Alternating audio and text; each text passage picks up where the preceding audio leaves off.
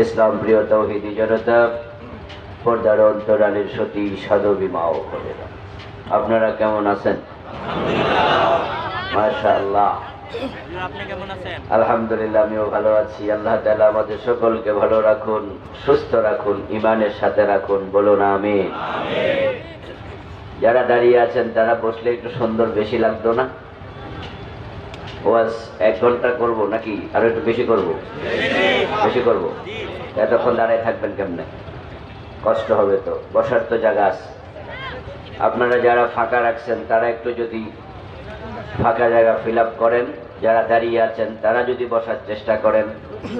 মাহফিলের একটা আদব আছে, সৌন্দর্য আছে, বসলে দেখতে ভালো লাগে, অপ্রয়োজনে দাঁড়িয়ে থাকাটা অসুন্দর। আপনারা যারা বসে আছেন আপনারা একটু ফাঁকা জায়গা ফিল আপ করেন, আর যারা দাঁড়িয়ে আছেন তারা বসে যান। দক্ষিণ পাশে জায়গা আছে, রোদের মাঝেও বসবেন। শীতের রোদ খুব খারাপ লাগবে না, মোটামুটি মজা লাগবে না। তবে একাধারে আধা ঘন্টা বসে থাকলে মজা টের পাওয়া যাবে না। আস্তে করে গা চুল কেটে শুরু করবে। আপনারা বসে যান না, এই যুবক ভাইয়েরা বসে যান, বসে যান। হ্যাঁ, ভিতরে ঢুকে ঢুকে বসে যান, সুন্দর লাগবে, বসে যান। ভলান্টিয়াররা কাজ করতে হবে। যারা এখন আসবে তারা বসবে কোথায়? ওদের বসার জায়গা পশ্চিম দিকে করে দেবেন, আর দক্ষিণ দিকে ঢোকার জন্য ওই টিনের ঘরের পাশে 1-2 জন ভলান্টিয়ার দাঁড়াতে হবে। আস্তে করে জায়গা করে দেন, লোকজনকে যাওয়ার ব্যবস্থা করে দিতে হবে। ভলান্টিয়াররা কই? গলার মাঝে স্বেচ্ছাসেবক লাগাইয়া বাড়িতে চলে গেছে নাকি? কাজ করতে হবে। আল্লাহ তাআলার পবিত্র দাতের লাখো কোটি শুকরিয়া জ্ঞাপন করছি যে মহান মনিব অত্যন্ত মেহেরবানি করে আমাদের সকলকে ভর দুপুর বেলায় দুনিয়ার হাজারো কর্মব্যস্ততাকে পাশে ঠেলে রেখে কোরআনের মাঠে, কোরআনের ময়দানে কোরআনের কথা বলার জন্য, শোনার জন্য হাজির হওয়ার তৌফিক দিলেন। কৃতজ্ঞতা তাকে জানাই। করোনার মাঝেও যিনি আমাদেরকে সুস্থ রাখলেন, কোরআনের কথা বলার মতো, শোনার মতো কোরআন মুখে হৃদয় দিলেন। কোরআনের সাথে থাকার জন্য কোরআনওয়ালা দিল দরকার আছে না নাই? যেই দিলে কোরআন নাই, কোরআনের প্রতি ভালোবাসা নাই, ওই দিলওয়ালা মানুষগুলো কোরআনের কথা শুনতে রাজি হয় না। কোরআনের কথা শুনে বিরক্ত হয়, ওয়াজ নসিহত ভালো লাগে না, ইভেন আজানটা পর্যন্ত শুনতে চায় না। এমন জালেমও বাংলাদেশে আছে না নাই? আজানের বিরুদ্ধে কবিতা লিখেছে এমন কবিও বাংলাদেশে আছে। অন্তর বক্র, খারাপ দিক, আজানটা পর্যন্ত ভালো লাগে না। কবি সৈয়দ শামসুল হক নামে একটা জালেম কবি কবিতা লিখেছে। প্রথম আলো পত্রিকার ম্যাগাজিনে পড়লাম বছর 2-3 আগে। গদ্য ছন্দের কবিতা লিখেছে সে। কাককে লক্ষ্য করে বলে, কাক, যদি কা কা করার মতো এত শক্তি তোর দেহে থাকে তাহলে আজানের সময় কেন কা কা করস না? ওই সময় করবি যেন আজানের ধ্বনি কানে না আসে। কত বড় হারামি! নাম শামসুল হক, সত্যের বাতি, সত্যের জ্যোতি, সত্যের সূর্য, কিন্তু কথাবার্তা কবিতা দিয়ে বোঝা যায় হে গোমরাহির সূর্য, ঠিক না? সত্যের দুশ্মন। আরেকজন তো কবিতা লিখে মরে গেছে, আজানের ধ্বনি নাকি বেশ্যা নারীর খদ্দের আহ্বানের মতো। নাউজুবিল্লাহ! কি রুচি! যে যেমন সে স্বপ্ন দেখে তেমন, তার রুচি যেমন সে লিখছে তেমন। মন খারাপ, দিল খারাপ, কপাল পোড়া। আবার আরেকজন কবি কবিতা লিখে, কে ওই শোনালো মোরে আজানের ধ্বনি, মর্মে মর্মে সেই সুর বাজিল কি সুমধুর, আকুল হইল প্রাণ নাচিল ধমনী। কবি নজরুল ইসলাম তো মরার পরও আজান শুনতে চায়, ঠিক না? মসজিদেরই পাশে আমার কবর দিও ভাই, যেন ঘরে শুয়ে মুয়াজ্জিনের আজান শুনতে পাই। একজন মরার পরেও আজান শুনতে চায়, আবার আরেকজন কাউয়ারে কয় জোরে জোরে কা কা কর, যেন আজান না শুনি। হৃদয় দুই রকম, একটা কোরআনওয়ালা আর একটা কোরআন বিমুখ, ঠিক না? আজকের মাহফিলে এই এলাকার মানুষ বাজারে বসে আছে, কোনো কাম নাই কাজ নাই, বইয়া বইয়া বিড়ি টানতেছে, মাহফিলে আসে নাই, এমন 2-4 জন আছে না নাই? এই বাজারে গেলে দেখবেন বইয়া বইয়া বিড়ি টানতেছে, অথবা বসে বসে চা দোকানে টেলিভিশন দেখতেছে। আবার 10 মাইল 20 মাইল দূর থেকে চলে আসছে, এমনও আছে না নাই? আমাদেরকে তৌফিক দিয়েছেন কে? তাদেরকে তৌফিক থেকে বঞ্চিত করেছেন কে? মান ইয়াহদিল্লাহু ফালা মুদিল্লা লাহু ওয়া মান ইউদ্লিল ফালা হাদিয়া লাহু। আল্লাহ তাআলা যাকে হেদায়েতের পথ দেখায়, তাকে পথ হারা করার ক্ষমতা শয়তানেরও নেই। ইন্না ইবাদি লাইসা লাকা আলাইহিম সুলতান। আল্লাহর বান্দাদেরকে পথ হারা করার ক্ষমতা ইবলিসেরও নাই। আবার আল্লাহ তাআলা যাকে পথ হারা করে রাখেন, মনটা উল্টায়া দেয়, দিলটাকে আল্লাহ অন্ধকার বানায়া দেয়, ওকে হেদায়েত দেওয়ার ক্ষমতা নবী মুহাম্মাদেরও নাই। রাসূল সাল্লাল্লাহু আলাইহি সাল্লাম আবু তালেবকে হেদায়েত দিতে চেয়েছেন, আবু জেহেলকেও চেয়েছেন, কিন্তু তারা হেদায়েত পায় নাই। এই জন্য আমরা দ্বীনের সাথে থাকছি, দ্বীনের সাথে আছি, দ্বীনের সাথে থেকে মরতে চাই, ঠিক না? তৌফিক চাই কার কাছে? যে আল্লাহ আজকের মাহফিলে কোরআনের মাজলিসে আসার তৌফিক দিয়েছেন।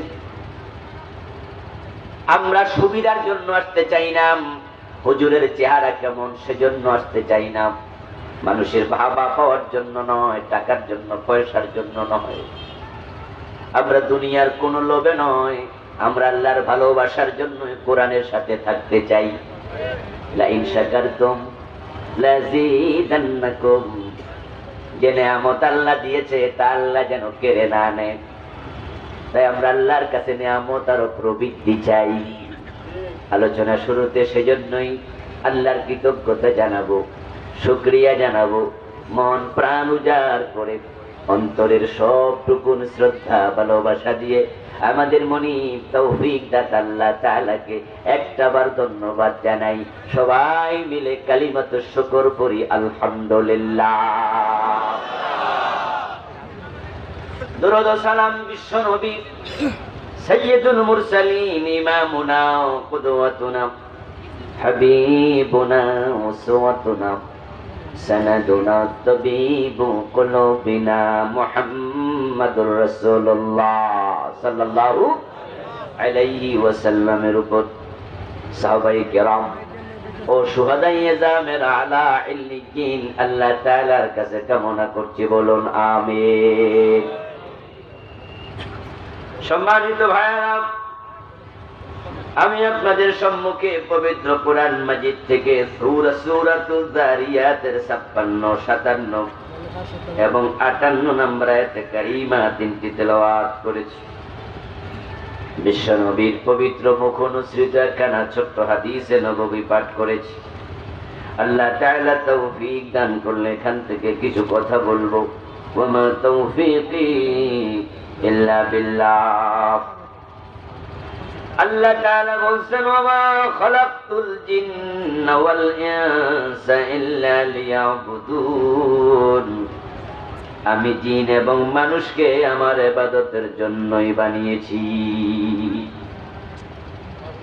মা উরিদু মিনহুম মিন রিজক, আমি আল্লাহ তাদের কাছে ইবাদত ছাড়া কিছুই চাই না। তারা আমাকে খাবার দেবে না, খাবারের কোনো প্রয়োজনও আমার নাই। ওয়া মা উরিদু আন ইউতঈমুন, রিজিক চাই না, খাবার চাই না, আমি ইবাদত চাই। আর তারা যদি ইবাদত করে, ইন্নাল্লাহা হুয়ার রাজ্জাক, তাদের মনে রাখা দরকার রিজিক দাতাকে। অর্থাৎ আমি আল্লাহ, তারা আমার ইবাদত করতে রাজি হলে আমি রিজিক বাড়াইয়া দেব। যুল কুওয়াতিল মাতিন, রিজিক বাড়াইয়া দেওয়ার ক্ষমতা শক্তি আল্লাহর আছে না নাই? আমার বন্ধু, তামাম পৃথিবীতে রিজিকের অভাব নাই। আমাদের জন্য আল্লাহ তাআলা পানির মাঝে কত বড় বড় মাছ বানায়া রাখছে। আওয়াজ করে বলুন তো, আমরা যারা মাছের চাষ করি, আমাদের পুকুরের মাছগুলোকে বড় করার জন্য আমরা কত রকমের খাবার দেই না?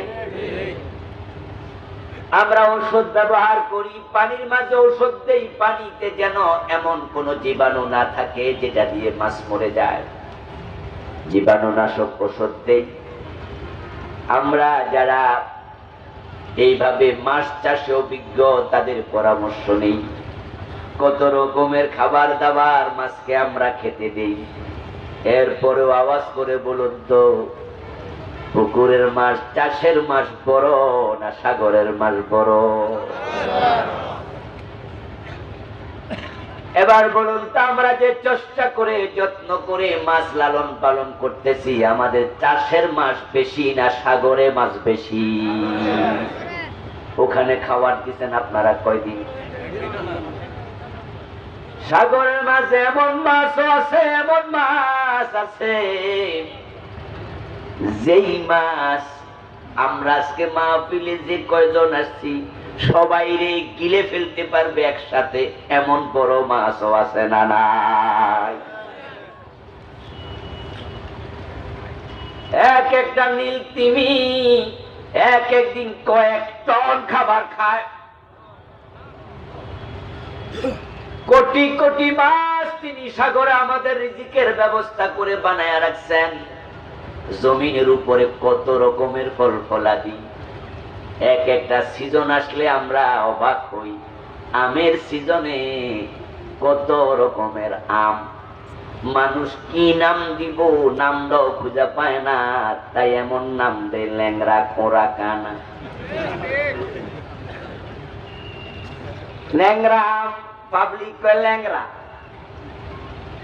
আরে ভাই, ল্যাংরা, কানা, দেন্দা, খোরা, এমন আম আছে যে আমের নাম আম ব্যবসায়ী নিজেও জানে না।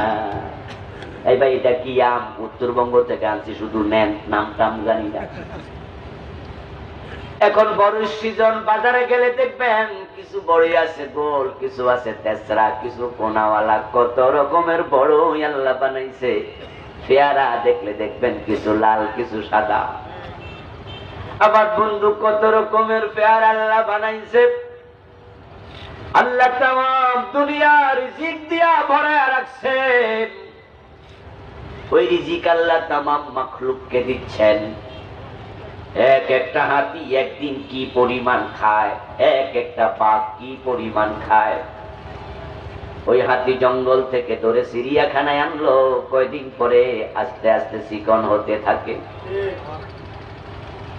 হাতি যখন চিড়িয়াখানায় আসে, ওরে যত্ন নেয়, ওষুধ দেয়, গোসল দেয়, কলা গাছ কেটে কেটে খাওয়াইয়া দেয়, তারপরও চিকন হইয়া যায়।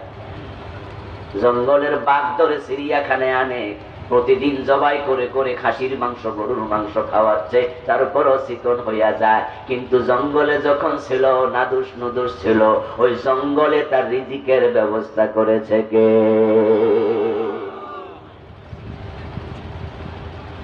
আল্লাহ তাআলা সবাইকে রিজিক দেয়। সব মাখলুক রিজিক পায়। শীতকাল যখন আসে তখন সাইবেরিয়া ওই অঞ্চলে উত্তর মেরুতে তখন বরফ পড়ে, এত বেশি বরফ আচ্ছাদিত হয়, জায়গা জমি সব বরফে ঢেকে যায়। -20, -25, -50 চলে যায় বরফ জমে, তখন জমিন থাকে না। তাই যে পাখিগুলো আল্লাহ সে দেশে বানাইছে ওই পাখি রিজিক পায় না, জমিন তো নাই, বরফ ঢাকা, খাইয়া না খাইয়া মরবে। এই জন্য আল্লাহ পাখিদেরকে কয় তোদের রিজিকের ব্যবস্থা আমি বাংলাদেশে করছি, জাহাঙ্গীরনগর বিশ্ববিদ্যালয়ে চলে যা, তোরা চলে যা। সে হাকালুকি হাওরে ওরা সাইবেরিয়া থেকে বাংলাদেশে চলে আসে, কোন রাডার নাই, দিগদর্শন যন্ত্র নাই। বাংলাদেশ থেকে বিমানে উঠে সৌদি আরব যেতে হলে বিমানের জন্য রাডার দরকার আছে কিনা? রাডার যদি ফেল করে বিমান জমিনে নামতে পারবে না। কিন্তু সাইবেরিয়া থেকে বাংলাদেশে এসে গেল, আবার যখন শীত কমে যায় তখন এগুলো আবার সাইবেরিয়াতে চলে যায়। তাদের এই দেশের রিজিকের ব্যবস্থা যিনি করেছেন তিনি পথ দেখায়া আনছে, আবার যখন শীত চলে যায় পথ দেখায়া নিয়ে যায়। ওই পাখিদেরকে তিনি খাওয়ান, জঙ্গলের প্রাণীকে তিনি খাওয়ান। তিমি মাছ একদিন কয়েক টন খাবার খায়, হাজার হাজার তিমি সহ অসংখ্য মাখলুক পানিতে তাদেরকে তিনি খাওয়ান। এখন মানুষ হলো সৃষ্টির মাঝে সেরা, তাদেরকে তিনি খাওয়াবেন না, এটা হতে পারে না। তাই ইবাদতের আলোচনা করে তিনি আয়াতের শেষে বলেন ইন্নাল্লাহা হুয়ার রাজ্জাক, তোমরা ইবাদত করো, খাবারের চিন্তা তোমরা করা লাগবে না, খাবারের চিন্তা করেন কে? আল্লাহ। আরে ভাই আপনি তো সৃষ্টির মাঝে সেরা, খানা নিয়ে আপনি টেনশন করবেন কেন? বিয়ের দিন 5000, 3000 মানুষ, 500,000 মানুষ বিয়ের অনুষ্ঠানে খায়, বড় অনুষ্ঠানে 2-3,000, 5,000ও খায়। বলুন তো বিয়ের দিন সবচেয়ে বড় প্লেটটা থাকে কার? জামাই মানে দুলা নাকি? বরের প্লেট থাকে সবচেয়ে বড়। আপনাদের এলাকায় সিস্টেম আছে কিনা আমি জানি না, আছে আছে, আমাদের এলাকাও আছে। আমাদের প্লেট হলো টুকু। আপনি এমপি হন আর মন্ত্রী হন, বিয়েতে যান, আপনাকে টুকু প্লেট দেবে। আর বড় যদি রিক্সাওয়ালা হয় এতে দেবো এত বড়টা। এর মাথায় থাকে স্পেশাল টুপি, গায়ে থাকে স্পেশাল পোশাক, প্লেট থাকে অনেক বড়। অন্যরা খায় ফিস করা মুরগি, এ খায় পুরাটা, খাকার না খাক দিয়া দেয়, ঠিক না? এর মুরগি থাকে পুরা, কারণ স্টার উসিল আজকে 1000 লোক খাবে, আজকে সে লিডার। আল্লাহ তাআলা আমাদের উসিলায় তামাম দুনিয়ার সব মাখলুক বাঁচায় রাখছেন। যখন মুমিন থাকবে না আকাশ জমিন আর থাকবে না। তিনি কোরআন মাজিদে বলছেন খালাকালাকুম মা ফিল আরদি জামিআ, জমিনে যা তোমরা দেখো, যা তোমরা দেখো না, যত কিছু আমি বানাইছি ও বান্দা তোমাদের জন্যই বানাইছি, সব বানাইছি তোমাদের জন্য। আসমান, আকাশ, চন্দ্র, তারকা, সূর্য সব তোমাদের জন্য বানাইছি। আর ওমা খালাকতুল জিন্না ওয়াল ইনসা ইল্লা লিয়াবুদুন, আর আমার ইবাদতের জন্য তোমাদের বানাইছি। তামাম মাখলুকাত তোমাদের জন্য বানাইছি, আর আমার ইবাদতের জন্য তোমাদের বানাইছি। লাউ আন্নাহা মালাউ আন্নাহা লাল কুরআ আমানু ওয়াত্তাকাউ লাফাতাহনা আলাইহিম বারাকাতিম মিনাস সামাই ওয়াল আরদ। আল্লাহ তাআলা কোরআন মাজিদে বলেন এখন এই মানুষগুলো, জনপদের অধিবাসীগুলো যদি আমার উপর ঈমান এনে আমার ইবাদতে জীবন কাটাইতো, তাকওয়ার জিন্দেগি যাপন করত, আমার ইবাদত করতে করতে জীবন চালানোর সিদ্ধান্ত নিত, তাহলে তাদের রিজিকের জন্য তাদের টেনশন করা লাগতো না। আমি আল্লাহ তাদের জন্য আকাশ এবং জমিনের বরকতের দরজা নিজে খুলে দিতাম। কে বলতেছে? আল্লাহ। লা ফাতাহনা লাম তাকিদ লাউ আন্না আলাল কুরা আমানু ওয়াত্তাকাউ লাফাতাহনা। তারা মুত্তাকি হয়ে গেলে, তারা মুমিন হয়ে গেলে অবশ্যই আমি আল্লাহ খুলে দিতাম বারাকাতিন মিনাস সামাই ওয়াল আরদি, আকাশ এবং জমিনের বরকতের দরজা আমি মুমিনদের জন্য খুলে দিতাম, মুত্তাকিদের জন্য। আমার বান্দা না খায়া থাকবে এটা হতে পারে না। বিয়ে বাড়িতে তুলা না খায়া থাকলে শ্বশুরের বদনাম হবে। কথা কয় না আমার ভাইয়া? আরে বিয়ে বাড়িতে আপনি আয়োজন করছেন, তুলা না খাইয়া আছে, এটা কেমন আয়োজন? এজন্য শ্বশুর যদি গরিব হয়, তার টাকা পয়সা নাও যদি থাকে, চান্দা করে ভিক্ষা করে হলো জামাইয়ের জন্য সেদিন স্পেশাল আয়োজন করে। তো আল্লাহর বান্দার আল্লাহর ইবাদত করবে, তারা না খায়া থাকবে, আল্লাহর খোদার খোদাইয়াতের অপমান, রাজ্জাকের নামের অপমান। তাই তিনি বলে তোমরা আমার ইবাদত করো, তোমাদের রিজিকের দায়িত্ব আমি নিজে নিয়ে যাব।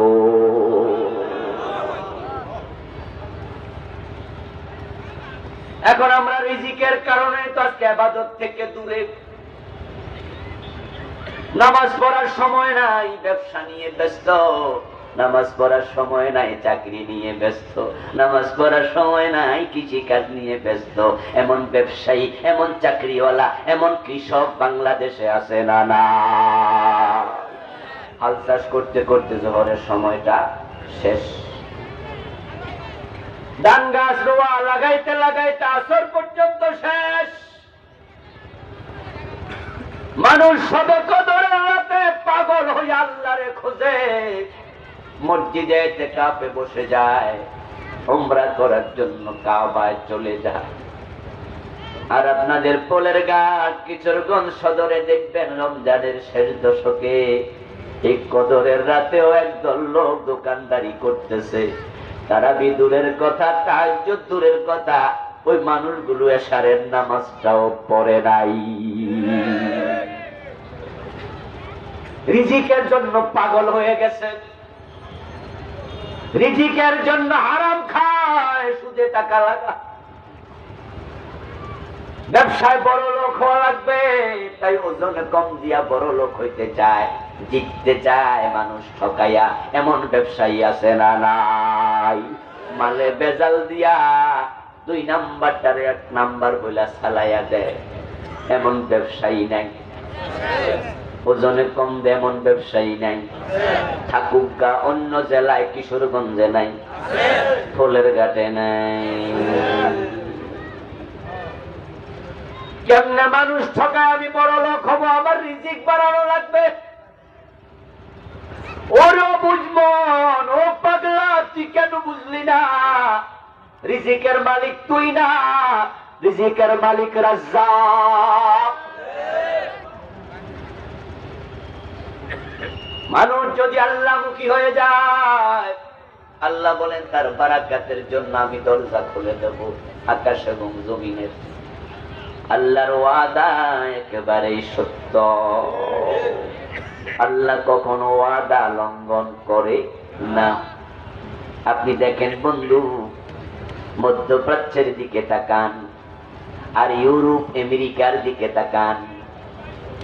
আমেরিকা ইউরোপের জমিনের তলে পানি পাওয়া যায়, আর মধ্যপ্রাচ্য সৌদি আরব, কাতার, দুবাই, আমান, সিরিয়া জমিনের তলে পাওয়া যায় স্বর্ণ এবং রূপা এবং কেরোসিন।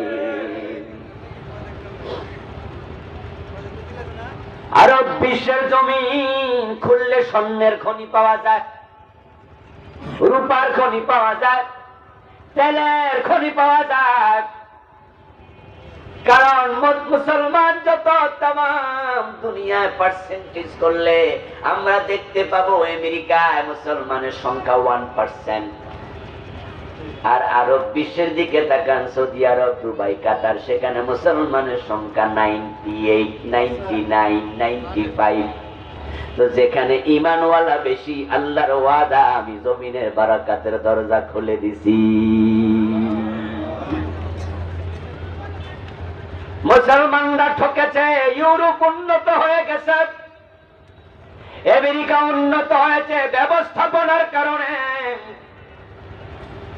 আমার বন্ধু, আমেরিকাতে স্বর্ণের খনি পাওয়া যায় না, রেয়ার। সেখানে রৌপ্যের খনি পাওয়া যায় না, রেয়ার। সেখানে তেলের খনি পাওয়া যায় না, রেয়ার। ইউরোপে পাওয়া যায় না। আল্লাহ বরকতের দরজা জমিনে সৌদি আরবে, কাতারে, দুবাইতে, মধ্যপ্রাচ্যে খুলে দিছে। এখানে ইমানদার আছে, সেখানে ইমানদার নাই।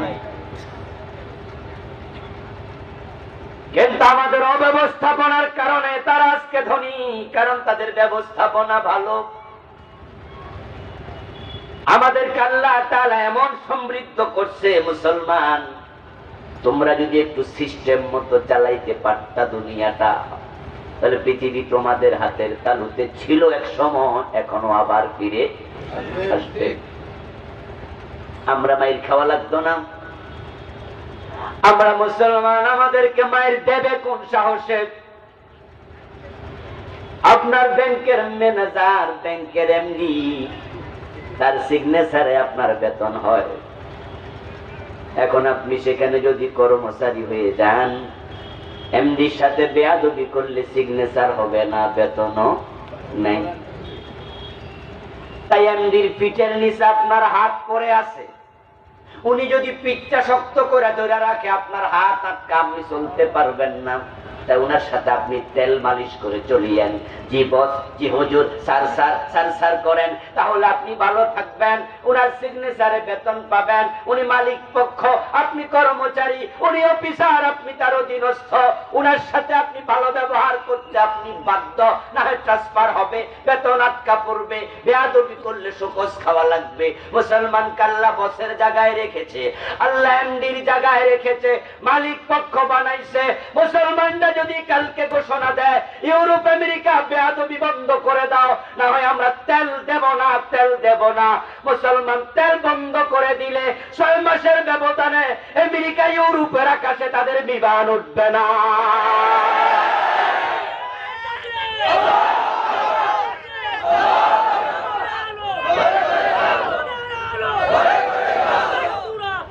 আমার বন্ধু, মুসলমানদের হাতে তেল আল্লাহ দিয়ে দিছে। তেল কিন্তু খুব ইম্পর্টেন্ট জিনিস। বড় বসার শাস্ত্রী নাকি ছোটকালে, আমরা যৌবন কালে তেল প্রবন্ধ অনেকে পড়েছি। এই তেল কিন্তু খুব দামি জিনিস, জাগা মতো দিতে পারলে হয়।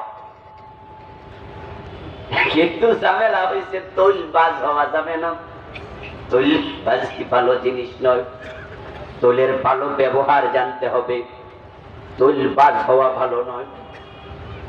পরিতাপ, আল্লাহ মুসলমানকে তেল দিয়া দিছে, তাদের তৈলবাজি করা দরকার ছিল না, বরং মুসলমানের তেলের জন্য কাফেররা তেলবাজি করা দরকার। এখন আমরা আজকে মুসলমান দ্বিধা বিভক্ত, মুসলমান বুঝি না কি করব, আমরা পথ হারাম। তাই বন্ধু, আজকে পৃথিবীও আমাদের হাত ছাড়া। আল্লাহ পাক রব্বুল আলামিন ওয়াদা তিনি ঠিক রাখছে, যদি মানুষগুলো ঈমান আনে, মুত্তাকি হইয়া জীবন যাপন করে, আমি তাদের জন্য বরকতের দরজা আকাশ জমিনে খুলে দেব। আমরা মুসলমান না খেয়ে মরার কথা নয়, আমরা সৃষ্টির সেরা। একটা জিনিস লাগবে, সেজন্য আল্লাহর উপর ভরসা লাগবে, তার গোলামি করার মানসিকতা। রাসূলুল্লাহ সাল্লাল্লাহু আলাইহি ওয়াসাল্লাম বলেছেন, লাউ তাওয়াক্কালতুম আলাল্লাহি হাক্কা তাওয়াক্কুলিহি লারুযিকতুম কামা তুরযাকুত তাইর তাবদু খুমাসান ওয়া তারুহু বুতানা। ও দুনিয়ার মানুষ, তোমরা যদি আল্লাহর উপর পরিপূর্ণ ভরসা করতে পারতা, তোমাদেরকে তিনি তেমন ভাবে খাবার দিতেন যেমন ভাবে তিনি পাখিদের খাবার দেন। সকাল বেলায় খালি পেটে বেরিয়ে যায়, ব্যাংক নাই, বীমা নাই, গুদাম নাই, গোলা নাই, ওই পাখির জন্য কেউ রান্না করে বসেও থাকে না, কিন্তু তাদেরকে খালি পেটে সকাল বেলায় বের হওয়ার পরে সন্ধ্যা বেলায় পেট পুরাইয়া আবার বাসায় ফিরাইয়া দেয় কে?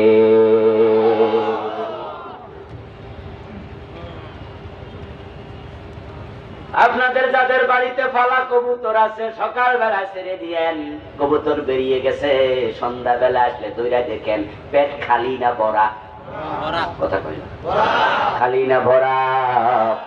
এই পেটটা ভর্তি করে দিছে কে? আল্লাহর হাবিব বলেন, আল্লাহ তোমাদেরকে ঠিক সেভাবে খাওয়াতেন। তোমরা কেন রিজিকের জন্য পাগল হইবা? রাজ্জাক তো বসে আছে রিজিক দেওয়ার জন্য। এখন আমাদের কাজ রিজিক তালাশের জন্য পাগল হওয়া না, আমাদের কাজ আল্লাহর ইবাদত করা। আমরা ইবাদত করে রিজিকের ব্যবস্থা তিনি করবেন। মুসা নবীর উম্মতের জন্য ডাইরেক্ট জান্নাত থেকে খাবার পাঠাইছে, মান্না সালোয়া। এমন ঘটনা কোরআনে আছে না? না,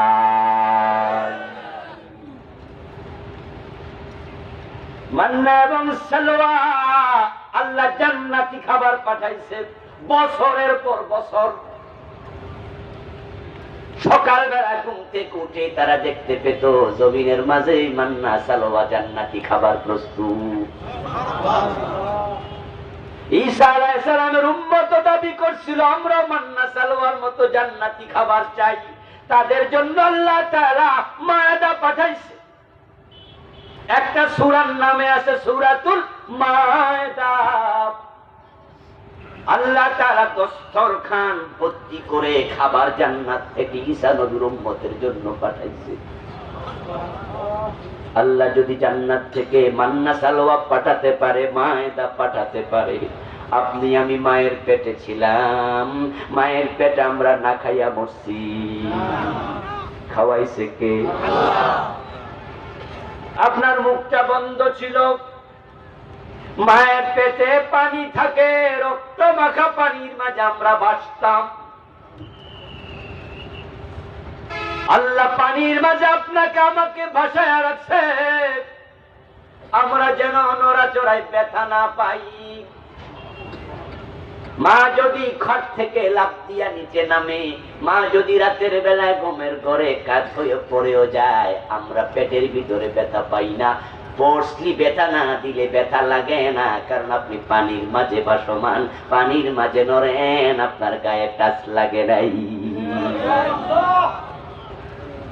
এখন আপনার নাক পানির ভিতরে ডুবা, মুখ পানির ভিতরে ডুবা। আল্লাহ তাআলা আপনার খাবারের ব্যবস্থা করেছেন আপনার নাভি দিয়া। নতুন বাচ্চা দুনিয়া আসার পরে দেখা যায় মায়ের সাথে তার সম্পর্ক আছে কি দিয়া? নাভি। এজন্য নাভি কাটা লাগে। ওই নাভি দিয়ে আল্লাহ মা থেকে খাবার সাপ্লাই দিয়েছেন 5 মাসের কম বেশি সময়। প্রথম 40 দিন আপনি ছিলেন পানি, নুতফা। দ্বিতীয় 40 দিন আলাকা, রক্তপিণ্ড। তৃতীয় 40 দিন মুদগা, মাংসপিণ্ড। 340-এ 120 দিন পার হওয়ার পরে আপনার দেহের ডিজাইন, বডি স্ট্রাকচারাল ডিজাইন তৈরি হয়েছে।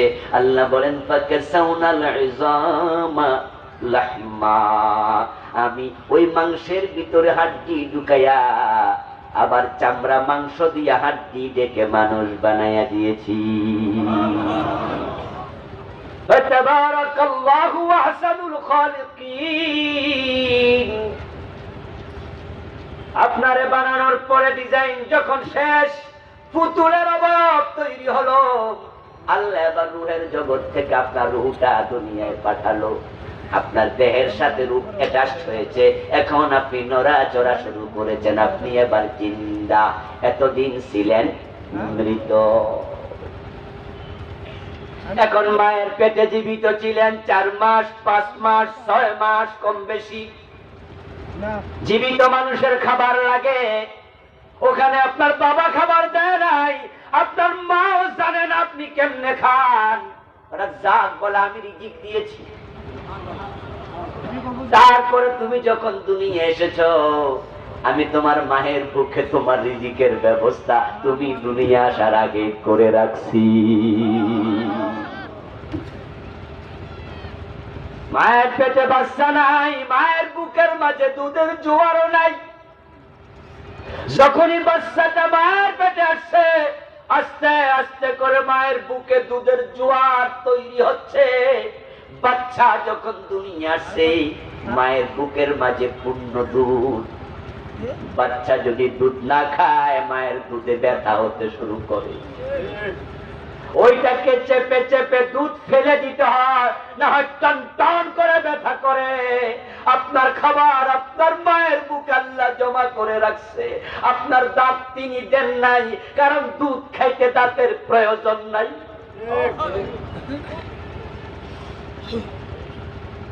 প্রথম 6 মাস দুনিয়ার কোনো খাবারেরই প্রয়োজন হয় না। ওই দুধ গরম নয়, ঠান্ডা নয়, গাঢ় নয়, পাতলা নয়, ঠিক আপনার উপযোগী করে বানাইছে কে? যখন 6 মাস চলে যায়, তখন দুধে আর যথেষ্ট হয় না, তখন দুনিয়ার খাবারের প্রয়োজন। তাই আস্তে আস্তে করে আপনার দাঁত আল্লাহ পাঠাইয়া দেয়। দুনিয়ার খাবার খেতে হলে চিপাতে হবে, এখন চাবাতে হলে চিপাতে হলে দাঁত দরকার আছে না? না, মান্না সালোয়া দিয়া, মায়েদা দিয়া, মায়ের বুকের দুধ দিয়া আল্লাহ বুঝাইয়া দিছে তোর রাজ্জাক, তোর রিজিক দাতা তোর বাবা না, মা না, রিজিক দাতা কে?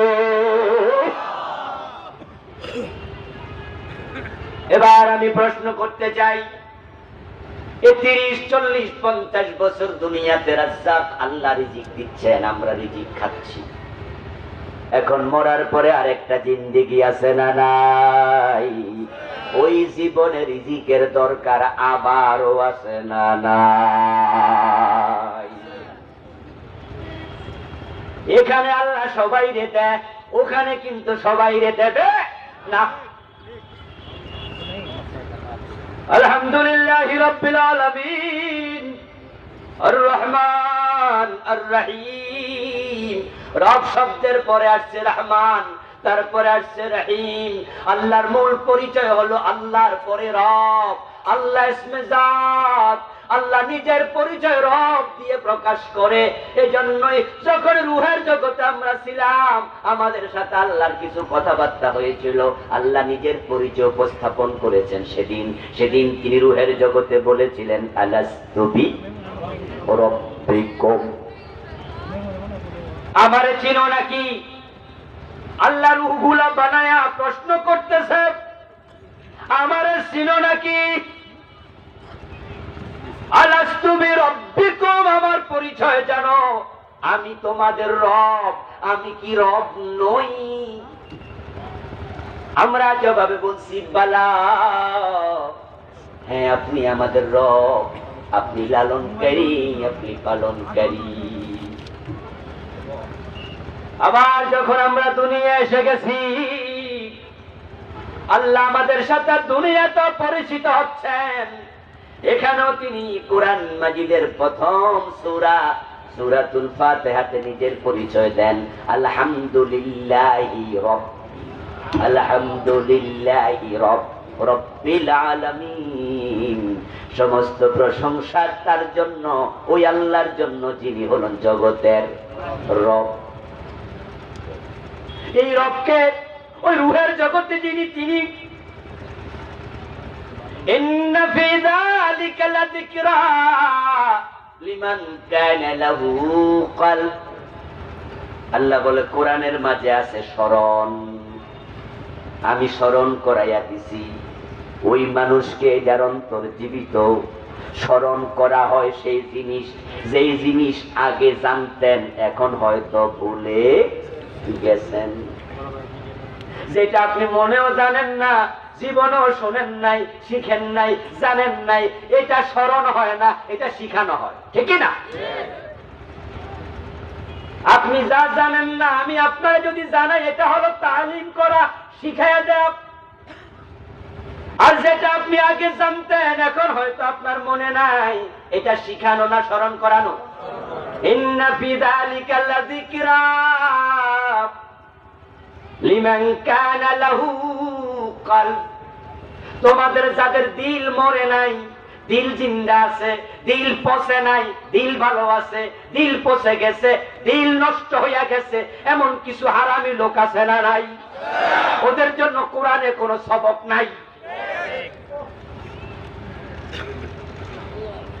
আমি আবুল কালাম আজাদ ওয়াজ করলে কি হবে? কোনো লাভ হবে না।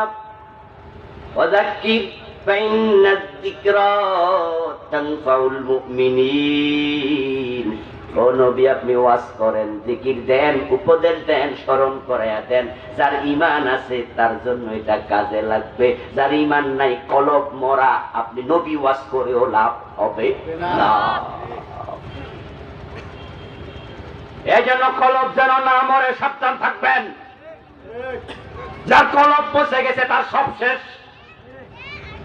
ইন্না ফিল জাসাদ লামুদগাতান ইযা সালুহা সালুহাল জাসাদু কুল্লাহ ওয়া ইযা সালুহাত সালুহাল জাসাদু কুল্লাহ ওয়া ইযা ফাসাদাত ফাসাদাল জাসাদু কুল্লাহ আলা ওয়া হিয়াল কলব। রাসূলুল্লাহ সাল্লাল্লাহু আলাইহি ওয়াসাল্লাম বলেন, দেহের মাঝে একটা মাংসের টুকরা আছে, ওই মাংসের টুকরা যদি ভালো থাকে তোমার পুরা জিন্দেগি, জীবন, তোমার দেহ মন সব ভালো। আর ওই মাংসের টুকরা যদি পচে যায়, নষ্ট হইয়া যায়, তোমার জীবনটাই নষ্ট। আর সেটা নষ্ট হয় গুনার কারণে। ইন্নাল মুমিন ইযা আযনাবা কানাত নুকতাতুন সাওদাউ ফি কলবিহি। দুনিয়া আসার সময় আল্লাহ কলবটাকে দিছে একবারে সাদাই কাগজের মতো বানাইয়া, কলবের মাঝে একটা কাগজ ছিল না। কলবটা ছিল খুব ভালো। কুল্লু মাউলুদিন ইউলাদু আলাল ফিতরা। কেউ গুনাহ নিয়ে আসি নাই আমরা, কিন্তু যখন আপনি গুনাহ করা শুরু করলেন, একটা গুনাহ করেছেন, কলবের মাঝে একটা কালো দাগ পড়ে গেছে।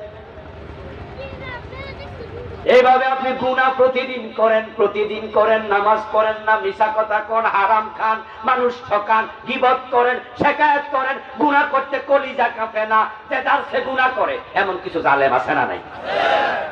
ফজরের নামাজ তাদের পড়ে নাই দিয়ে তার কোনো দুঃখটাও নাই, আফসোসও নাই। সে যে মদ খায়, হারাম খায়, তা নিয়ে কোনো টেনশনই নাই, কারণ তোমার কলব পচে গেছে, শেষ। চোখে কালো চশমা দিলে দুনিয়াটা কালোই দেখা যায়, লাল চশমা দিলে, হলুদ চশমা দিলে, চশমা খুলে দেখো দুনিয়া লাল নয়, কালো নয়, হলুদ নয়, তোমার চশমা তোমাকে ভুল দেখাচ্ছে। যাদের কলব কালো হইয়া যায় তারা পাপ করতে আর দ্বিধা করে না, তাই তারা কোরআনের বিরুদ্ধেও কথা বলতে ভয় পায় না, আল্লাহর বিরুদ্ধে কথা বলতে ভয় পায় না, কোরআনওয়ালাদেরকে গালি দিতে ভয় পায় না, কোরআনওয়ালা মুফাসসিরকে সেল দিতে ভয় পায় না, ফাঁসি দিতে ভরকে যায় না।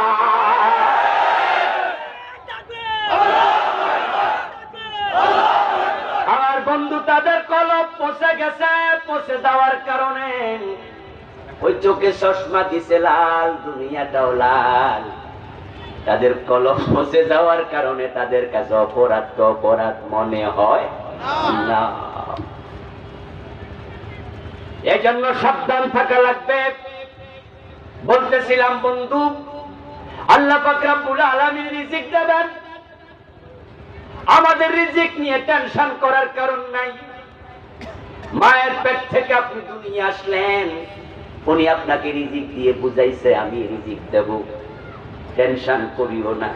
কিন্তু আমরা এখন রিজিকমুখী হইয়া গেলাম, ইবাদত ভুলে গেলাম। ইবাদত ভুলে গেলে রিজিক বন্ধ শুধু হবে না, আর রহমান তিনি রব। রবুবিয়তের পরিচয় দিয়া তিনি রহমান শব্দ বলেছেন। ওই রবের কথা বলিও না। রব হলো তোমাকে লালনকারী, পালনকারী। তোমার ব্যবসা তোমারে খাওয়ায় না, তোমার চাকরি তোমারে খাওয়ায় না, তোমারে খাওয়ায় কে? এগুলো উসিলা মাত্র, উসিলার কিচ্ছু না। আরে ভাই, ব্যবসা করতে যায় পথের ফকির হইয়া গেছে, এমন ব্যবসায়ী আছে না নাই? চাকরি খুঁজতে খুঁজতে হয়রান, কত ভালো রেজাল্ট কিন্তু চাকরি পায় না, এমনও আছে না নাই? তুমি পেয়েছো চাকরি, লাখ টাকা মাসে বেতন পাও, মনে মনে বলো তোমার চাকরি তোমারে খাওয়ায়। তুমি ভুল করেছো দোস্ত। কম্পিউটার চালাও, প্রাইভেট কার চালাও, বিমান চালাও, তুমি বড় অফিস চালাও, তুমি কেন ভুলে যাও একটুটা চোখ যদি অন্ধ হয়ে যায়, কম্পিউটারটা থেকে যাবে সামনে, চাকরিটা থাকবে না।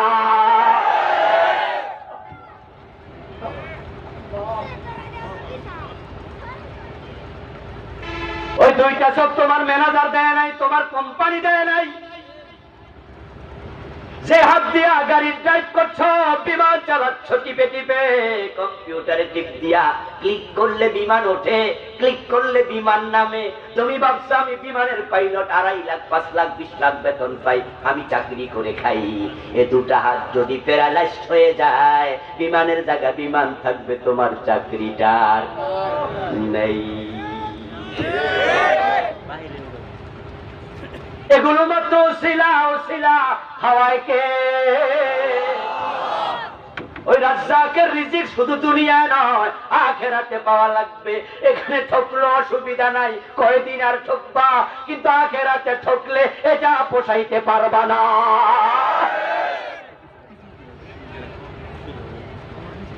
রব আমাদের সাথে পরিচিত হলো, তারপরে আবার মরার পরে ঘটনা হয়েছে কি জানেন? ঘটনা হলো রূহের জগতে আল্লাহর সাথে আমাদের পরিচয় হলো, তিনি রব। তারপরে আমরা আবার রূহের জগতে থেকে গেলাম হাজার হাজার বছর। আমাদের রূহগুলো কিন্তু আদমের সাথে একসাথে বানাইছে। রূহ বানানোর সময় কিন্তু সবাই একসাথে। আদম আলাইহিস সালামের আল্লাহ বলেছেন ডান হাত খোলো, ডান হাত খোলার পরে আদম নবীর ডান হাতের মাঝে ছোট্ট ছোট্ট পিঁপড়ার বাচ্চার মতো কিলবিল করতেছে কিছু। হযরত আদম দেখলেন সাদা সাদা, জিজ্ঞাসা করলেন, ও জিবরিল আমিন, এগুলো কি? জিবরিল আমিন বলে, আদম এগুলো তোমার সন্তান, তাদের রূহ। এবার বাম হাতের মুষ্টি খোলো। বাম হাতের মুষ্টি খুলল। আদম আলাইহিস সালাম দেখেন কিলবিল করতেছে ছোট ছোট অনেকগুলো হাতের মাঝে, কিন্তু এগুলো কালো। বাবা আদম জিজ্ঞাসা করে, এগুলো কি? জিবরিল আমিন উত্তর দেয়, এগুলো তোমার সন্তান। কালো কেন? এগুলো জাহান্নামী। সাদা কেন? এগুলো জান্নাতি।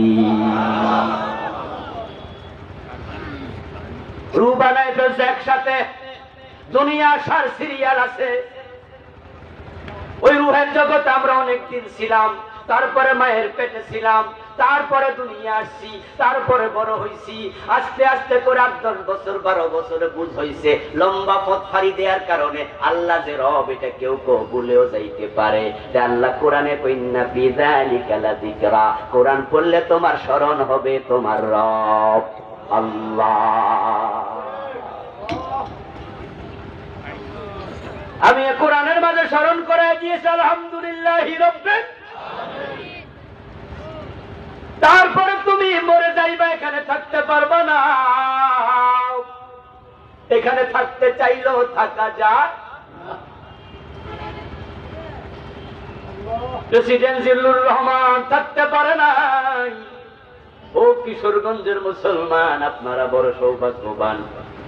এক জেলার মাঝে এত প্রেসিডেন্ট মনে বাংলাদেশে আছে। সৈয়দ আশরাফ থাকতে পারে নাই, থাকতে চাইলেও থাকা যায় না। এখানে ঠকার জন্য, এখানে জিতার জন্য পাগল হইয়া না। আসল জিত, আসল ঠক এখানে না, এটা মরার পরে। তাই তোমার কবরে গেলে ফেরেশতার প্রথম প্রশ্ন, মান রব্বুকা। ওই রবের সাথে ভালো সম্পর্ক রাখো। প্রশ্ন করবে, বল বেটা তোর রব কে ছিল? যারা চাকরির রব বানাইছে, এমডি সাহেব অর্ডার, এমডি সাহেব সত্য দিছে আমার অফিসে চাকরি করলে দাড়ি কামাতে হবে। তখন আপনি কইছেন জি স্যার, দিন একবার কামামু, তারপরও চাকরি দেন। এমডি সাহেব সত্য দিছে আমার অফিসে চাকরি করতে হলে জোহরের টাইম দেব না, লাঞ্চ আওয়ার পাইবা 15 মিনিট, শুধু ভাত খাইবা। আমার অফিসে নামাজ কালাম নাই। বিদেশ থেকে কত বায়ার আসে আমার অফিসে কেনা বেচার জন্য, ওরা নামাজি দেখলে বায়াররা আবার ক্যান্সেল করবে আমাদের চুক্তি। আমার অফিসে নামাজ পড়া যাবে না। আপনি কইছেন জি স্যার, এক ওয়াক্ত করতাম না, চাকরি দেন।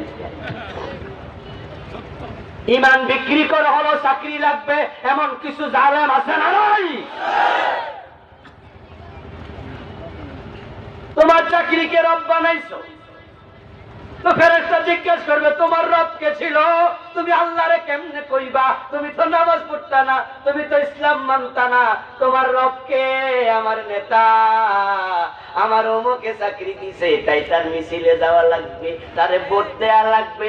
অথচ আমি জানি সে বেনামাজি, ইসলাম বিদ্বেষী, মাঝে মাঝে গাঁজাও খায়। এমন নেতা আছে না নাই? কিন্তু হেরে ভোট দেয়া লাগবে, এর মিছিলে যাওয়া লাগবে, তার দলও করা লাগবে, কারণ হে আমারে চাকরি দিছে। তো তোমার রব তোমারে খাওয়ায়, রবের পক্ষে নাই, তোমার নেতার পক্ষে। তোমারে প্রশ্ন করবে দুনিয়ায় রব কে ছিল, তখন বলবা কেমনে? এই জন্য হাসরের ময়দানে কত কর্মী নেতারে দুষবে। যখন দেখবে আল্লাহ শক্ত করে ধরছে, গর্দানে মটকায়া দেবে হাড্ডি, ফেরেশতারে বলবে ধর মাথার চুলের অগ্রভাগে, ধর তার পায়ের তলাতে। ইউরাফুল মুজরিমুনা বিসীমাহুম ফায়ুখাযু বিন-নাওয়াসি ওয়াল আকদাম। তখন সে বলবে, এই ফেরেশতারা আমার একটু পরে ধরো, আল্লাহর সাথে আমার কিছু কথা আছে। আমারে জাহান্নামে ফেলার জন্য আল্লাহ বলছে খুযুহু ফাকুল্লুহু সুম্মাল জাহিমা সাল্লু। জাহান্নামে ফেলে দে, হ্যান্ডকাপ পরায়া দে, ডান্ডা বেরি পরায়া দে, পায়ের মাঝে গর্দানটা মটকায়া দে, জাহান্নামে ফেলে দে। একটু থামো। রব্বানা ইন্না তানা সাদাতানা ওয়া কুবারানা ফাদাল্লুনা সাবিলা। আল্লাহ বলবে কি কথা বলবি বল। ওকে ওকে ঠিক আছে, আত্মপক্ষ সমর্থনের সুযোগ দিলাম। আল্লাহর সাথে কথা বলার সুযোগ আল্লাহ দেবে। আল্লাহ জালেম না, আল্লাহ জুলুম করে না। উনি বলবে কি বলবি বল। মানুষ কথা বলতে গিয়ে সীমা লঙ্ঘন করলে মুখের মাঝে মোহর মাইরা দেবে, এমন আয়াত আছে না নাই? তাহলে বোঝা গেল শুরুতে মোহরটা মারবে না, আল্লাহ কথা শুনবে। তখন সে কি বলবে? কোরআনে আল্লাহ বলে, সে বলবে রব্বানা, ও আমাদের রব। আজকে রব স্বীকার করো আর না করো, সেদিন টরে সবাই কইব রব। খেলার নাম ওই দিন সকলে বুঝবে, হায়রে এই দিনকে অস্বীকার করছিলাম, এই দিন তো আছে, আজকে না বুঝলাম। কয়দিন আগে দেখলাম এক টক শোতে আমাদের ডাক্তার জাফরুল্লাহ সাহেব, উনি আলোচনা করলেন ডক্টর এনায়েতুল্লাহ আব্বাসী সাহেবের সাথে। ওই টক শো আপনারা অনেকে দেখে থাকবেন, দেখছেন না? টক শো এর পরে একটা অনলাইন টেলিভিশন চ্যানেল উনার পার্সোনাল একটা সাক্ষাৎকার নিল। ওইটাও ফেসবুক ইউটিউবে এখন ভাইরাল হয়ে আছে। ওই সাংবাদিক ওনাকে প্রশ্ন করতেছে, আল্লাহর ব্যাপারে আপনার কনসেপশনটা কি, ইসলামের ব্যাপারে আপনার আইডিয়া কি? তখন উনি বলতেছে, আল্লাহ থাকলেও হয়তো থাকতে পারে। উনি কইতেছে আল্লাহ হয়তো থাকলেও হানিফ। এর মানে হলো আসলে বুঝে উঠতে পারে না। কোরআন সব ঠিক আছে, কোরআন তো ভালো জিনিস, তবে কয়েকটা আয়াত ঝামেলা, নাউজুবিল্লাহ। তো কয়েকটা বিষয় আমি একমত না। কোরআনের বাকি সব ঠিক আছে, কয়েকটা বিষয় আমি মানি না। ও বন্ধু, আল্লাহ থাকলেও থাকতে পারে, আপনারা সাবধান, আল্লাহর ব্যাপারে ইয়াকিন লাগবে। ওয়া বিল আখিরাতি হুম ইউকিনুন, আখিরাত আছে, আল্লাহ আছে, সামান্য সন্দেহ থাকলে মুমিন হওয়া যায় না। পুরা বিশ্বাস লাগবে, আল্লাহ আছে, কোনো সন্দেহ নাই। সেদিন জাফরুল্লাহরা ধরা খায়া যাবে। আরে মনে করছিলাম আছে বা নাই, আজকে দেখি হেসা হেসা আছে। ওই দিন ধরা খাইয়া কি বলবে? বলবে আল্লাহ আতানা সাদাতানা ওয়া কুবারানা, জাহান্নামে আমারে ফেলতে আপনি অর্ডার দিয়া দিয়েছেন, আমার নেতারা কই? আমরা তো আমাদের নেতাদেরকে ফলো করছি। নেতা বলছে আমার মিছিলে দৌড় মাইরা গেছি, নেতা কইছে গাড়িটা ভাঙ্গা শুরু করছি, নেতা কইছে অমুক হুজুরে ফিডা দিছি ফিরাইয়া, নেতা কইছে গুলি কর, আমার বড় অফিসার, আমি ছিলাম এসআই, উনি ছিল ওসি, উনি কইছে মার গুলি, মারছি হুজুরের বুকে, কইছে ওই যে দাড়িওয়ালা আছে দাড়ি ছাইপা ধর, দইরা নিয়ে আইছি। আল্লাহ, আমার নেতা কইছে, আমার অফিসার কইছে আদাল্লানা সাবিলা, আজকে না বুঝছি তারা আমাদেরকে পথ হারা করছে।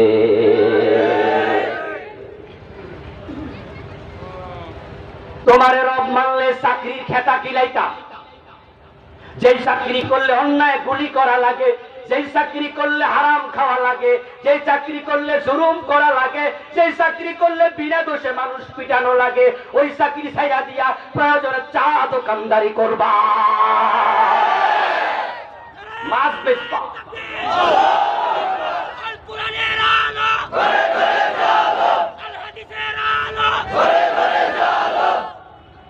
ও আল্লাহ, আমি তো ছিলাম ছোট ম্যাজিস্ট্রেট, আমার তো জজ সাহেব কইছে বেটার মামলায় ফাঁসি দিয়া দে। আমি কইছি স্যার এই মামলা তো তার ফাঁসি হয় না, আমি কইছি তুই দে।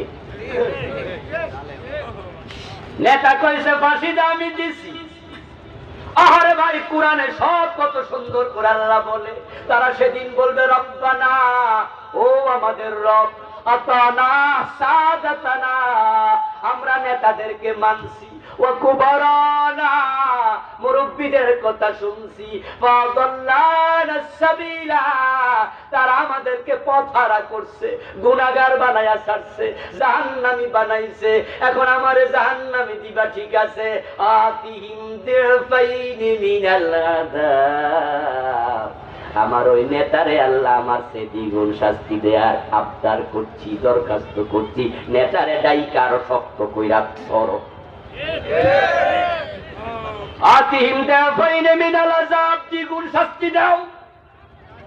ও আল্লাহ, দ্বিগুণ যেহেতু দিবা, তাহলে আমার অনুরোধ, আমারটাও হেরে দিয়া আমার ছেড়ে দাও। কথা বলেন কয় গুণ? এটা তো আছে, আমারটাও। আমি কর্মী মানুষ, আমারে ছাইরা দেও। আল্লাহ নেতারে ডাকবে, নেতায়। আল্লাহু আকবার। কোরআন মাজিদ আল্লাহ তাআলা বলেন, ইয়াউমা নাদউ কুল্লা উনাসিম বিইমামিহিম। সুবহানাল্লাহ পড়েন। কোরআনের উপর বিশ্বাস আছে না নাই? হালকা না গাঢ়? লা রাইবা ফি, সন্দেহ নেই। আল্লাহ কই ইয়াউমা নাদউ, সেদিন আমি ডাক দিমু কুল্লা উনাস, প্রত্যেক মানুষে বিইমামিহিম, তার ইমাম সহ। ইমাম মানে কি? কথা বলেন, ইমাম অর্থ কি? নাকি হুজুরেরা পেছন শুধু? হ্যাঁ, হুজুরও নেতা, আবার আপনার দলেও কি না কি আছে, ঘরের মাঝে নেতা, সমাজে নেতা আছে। আল্লাহ বলবেন, ও নেতা আসো, ও নেতা আসো, নেতা আসো। নেতা সাহেব আসবেন। আল্লাহ এবার নেতা সাহেবরে কইবেন, তোমার কর্মী তো তোমারে কইতাছে দ্বিগুণ শাস্তি দিতাম। নেতা তখন কথা বলবে, আল্লাহ হেরে ছাইরেন না, হেরেও ধইরেন, কারণ হে কিন্তু শুধু শুধু যায় নাই, আমার পিছে হাঁটছে, কারণ সে আমার দল ক্ষমতায় গেলে টেন্ডারবাজি করার সুযোগ পাবে। আমি পাশ করলে আমার কাছে হালুয়া রুটি পাবে, আমি পাশ করলে আমার সুবিধা নেবে, তাই টাকার জন্য, পয়সার জন্য, ক্ষমতার জন্য সে আমার পিছনে হাঁটছে, মাগনা হাঁটে নাই, হেরো ধরেন। আল্লাহ তখন কইব বুঝছি, নেতা কয় কর্মীর দোষ, কর্মী কয় নেতার দোষ, আমি আল্লাহর ফয়সালা লিকুল্লিন দেব, দুইজনকে দ্বিগুণ শাস্তি দিয়া জাহান্নামে ফেলে দিলাম। এখন আখিরাতের জাহান্নাম থেকে বাঁচতে হলে অন্যায় অনাচার ছাড়া দরকার আছে না না? এখন রিজিকের জন্য পাগল হইয়া অন্যায় করিও না, ইবাদত করো, ইবাদত। আল্লাহ তাআলা আমাদেরকে ইবাদতের জন্যই বানাইছে। আমরা যদি ইবাদত করি, দুনিয়ায় যেমন ভালো রাখবেন, মরার পরে এমন জান্নাত দেবেন, এমন রিজিক দেবেন, যেটা কখনো শেষ হবে না। কত ফুয়াদানিয়াম, সেখানে আল্লাহ এমন ফল গাছ বানাবেন, যেই ফল গাছের ফল সংগ্রহ করার জন্য গাছে ওঠা লাগবে না, কাদিগুলো নিচে ঝুলতে থাকবে, আপনি ধরে দুইয়া টুইয়া ময়লা পরিষ্কার করে খাওয়া লাগবে না। কোন ফল খাবেন? আম না জাম, ল্যাংরা আম না কি জানি কয় খোড়া আম, যেটাই মন চাইবে। ওয়ালাকুম ফিহা মা তাশতাহি আনফুসুকুম, মনেরটা মনে থাকা অবস্থায় মুখে বলার আগে আল্লাহ হাজির করে দেবে। কি জান্নাত আল্লাহ বানাইছে, কইয়া শেষ করা যাবে না, সেদিকে আজকে যাব না। ওই রিজিক পাইতে হলে আপনাকে ইবাদত করা লাগবে, ইবাদত, ইবাদত। এখন ইবাদত তো সবাই করে কম বেশি, কিন্তু ইবাদত কারে কয় এটাই তো অনেকে বোঝে না। তাই বাংলাদেশের মানুষ ইবাদত না বুঝার কারণে নামাজও পড়ে, সুদও খায়, নামাজও পড়ে ওজনেও কম দেয়, নামাজও পড়ে মালেও ভেজাল দেয়, হজও করে বইনের জমিটাও দখল করে রাখে। মসজিদ কমিটির সভাপতি আবার সিনেমা হল দেয়, আছে কিনা?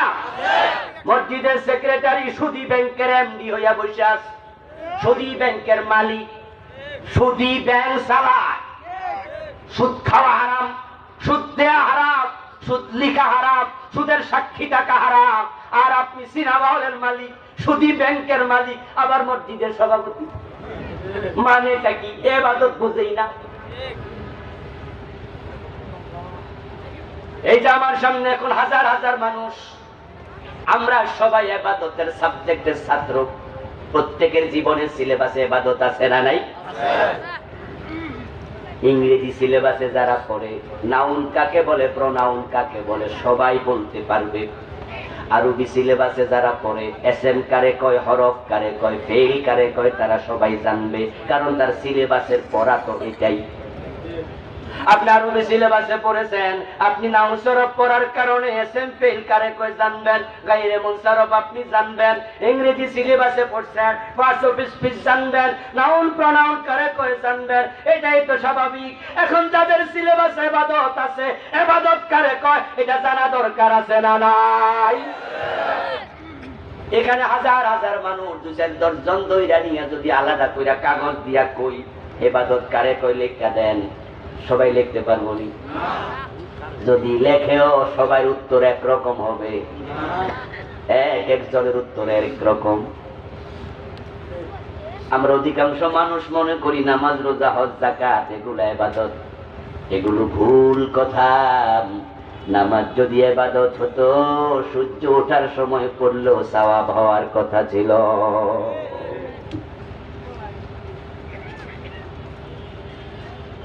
রোজা যদি ইবাদত হতো, ঈদের দিন রাখলেও সওয়াব হতো।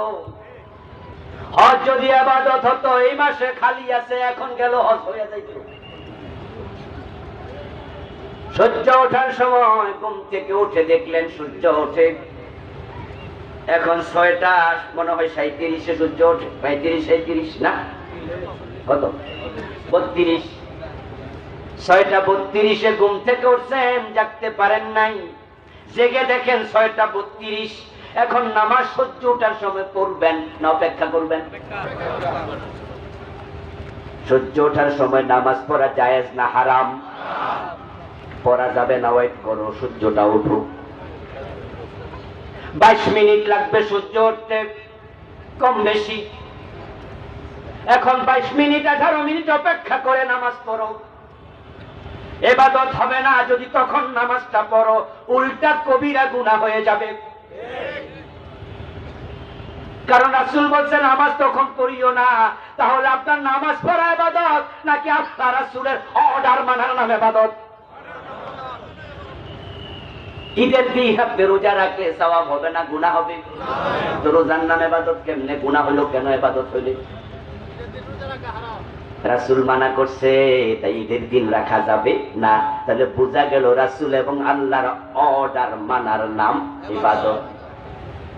এই শব্দটা যদি বুঝে ফেলতেন তাহলে আপনার পক্ষে সুদ খাওয়া সম্ভব হতো না, হারাম খাওয়া সম্ভব হতো না, আপনি মানুষের উপর জুলুম করতে পারতেন না। ইবাদত মানে কি? হিয়া কাযাউল হায়াত বিহাসবি আওয়ামিরিল্লাহি তাআলা ওয়া নাওয়াহি। ইবাদত মানে কি? মা তাকুমুর রাসূল ফাখুযুহু ওয়া মা নাহাকুম আনহু ফান্তাহু। ইবাদত মানে রাসূল যা করতে বলেছেন করো, যা ছাড়তে বলেছেন উনি শিখায়া দিছে সূর্য ওঠার আগে ফজরের নামাজ পড়ো, সূর্য ওঠার সময় পড়ো না। এখন এই অর্ডারটা আপনাকে মানতে হবে, ঠিক কিনা? এটা ইবাদত। আল ইবাদাতু হিয়া কাযাউল হায়াত। ইবাদত মানে জীবন পরিচালনা করা বিহাসবি আওয়ামিরিল্লাহি তাআলা, আল্লাহর আদেশের আলোকে, ওয়া নাওয়াহি এবং নিষেধের আলোকে। আল্লাহ যেটা করতে বলেছেন করতেই হবে, ছাড়তে বলেছেন ছাড়তেই হবে। আপনি বন্ধু নামাজ আল্লাহ কয় ধরো, নামাজ শক্ত কইরা ধরছে। আল্লাহ কয় হারাম ছাড়ো, এটা ছাড়তে রাজি না। মাহফিলে গেছে, হুজুর ওয়াজ করছে অন্যায় করবেন না, অন্যায়ের সূচনা করবেন না, ভালো কাজ করুন, ভালো কাজের সূচনা করুন। অন্যায় যদি করেন ওই অন্যায়ের গুনাহ পাবেন। সূচনাকারী যদি হন, আপনাকে দেখে যতজন অন্যায় করবে তাদের যত গুনাহ হবে আপনার সেটাও হবে। الدل على الشر كفاعله من سن في الإسلام سنة سيئة فله بزرها وبزر من عمل بها। সিনেমা হল দিও না, দিও না, দিও না। তুমি সিনেমা হল দিলে যত লোক সিনেমা দেখবে তাদের যত কবিরা গুনাহ হবে তোমার একা।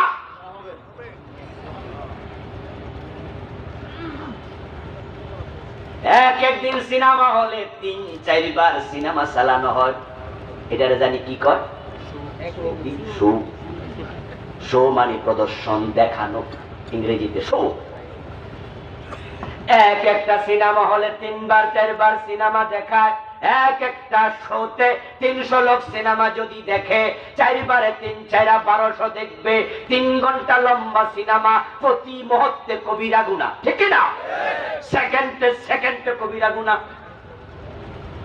তাহলে একজন লোক টানা 3 ঘন্টা কত হাজার কবিরা গুনাহ করবে, 1200 লোকের কত গুনাহ হবে। হুজুর এমন ওয়াজ আজকে করছে, সিনেমা হলের মালিকের তো কয় 12টা বাজ্জা গেছে। সবাই ওয়াজ শুনে খুশি, মালিক সাহেব পেজা আইছে রে, এমন ওয়াজ করছে জান্নাতের দ্বারে কাছেও যাইতে পারবো। এত কবিরা গুনাহ আমার আমল নামে আসলে জান্নাত পাবো কেমনে? বাড়িতে গেছে, মনটা ভীষণ খারাপ। বউ কয় মিয়া মাহফিল থেকে আইছো, হুজুরের ওয়াজ শুনছো, আজকে তো একটু হাসি খুশি থাকবা। তো ম্যাডাম হাসি খুশি কাম নাই, যে ওয়াজ করছে খবর আছে। কি ওয়াজ করছে হুজুরে? হুজুর বলছে যত লোক সিনেমা দেখবে তাদের যত গুনাহ আমার একা হবে তত। উপায় বউ মুখের উপর কয়ে দিল, মিয়া বেহেশতে যাওয়ার এত শখ হলে সিনেমা হল ছেড়ে দাও না। হুজুর একদিনের ওয়াজ এত লস দিন? একদিনের ওয়াজ শুনে বুঝি লাখ লাখ টাকা লস দিমু, এসব হবে না রে বউ। সিনেমা হলটা রাইকা কেমনে জান্নাত পাওয়া যায় সেটা একটু ভাবো। বউ ভাবে, স্বামীও ভাবে, সিনেমা হল রাইকা জান্নাতটা কেমনে পাওয়া যায়। বউ তো খুঁজে পায় না, স্বামী হঠাৎ করে কই ইউরেকা পাইয়া। স্বামীরে বজিগায় কি পাইছো? কারে গত সপ্তাহ আরে হুজুরের ওয়াজ শুনছিলাম, উনি বলছে একটা মসজিদ দিলে আল্লাহ জান্নাত একটা ঘর বানাইয়া দেয়। এমন হাদিস আছে না? হাদিস কিন্তু আছে, হুজুরের ওয়াজ কিন্তু ঠিক। এবং হুজুর সে ওয়াজে বলেছিল ওই মসজিদ যতদিন থাকবে, যত লোক নেকামল করবে, নামাজ পড়বে, যিনি ভালো কাজ শুরু করে দিলেন, মসজিদ দিয়া উপকার করলেন, সাদাকায়ে জারিয়া হিসাবে কবরে বৈশা বৈশা সওয়াব পাইতে থাকবে। আমার কি টাকার অভাব আছে নাকি? রাস্তার দক্ষিণ পূর্ব পশ্চিম পাশে আছে সিনেমা হল, পূর্ব পাশে একটা মসজিদ দিয়া দিমু। এখন তিনি মসজিদ দিয়া মনে মনে খুশি, জান্নাত ঠেকায় কে? সিনেমা হলের গুনাহ বাম কাঁধে আসে, আসুক, ডান কাঁধে মসজিদের নামাজের সওয়াব আসতেছে, আসুক। আল্লাহর সামনে যখন যাব, আল্লাহ গুনাহ ওজন করবে, সওয়াব ওজন করবে। সওয়াব গুনাহ কাটাকাটি, আমি মাঝখান দিয়া কোটিপতি।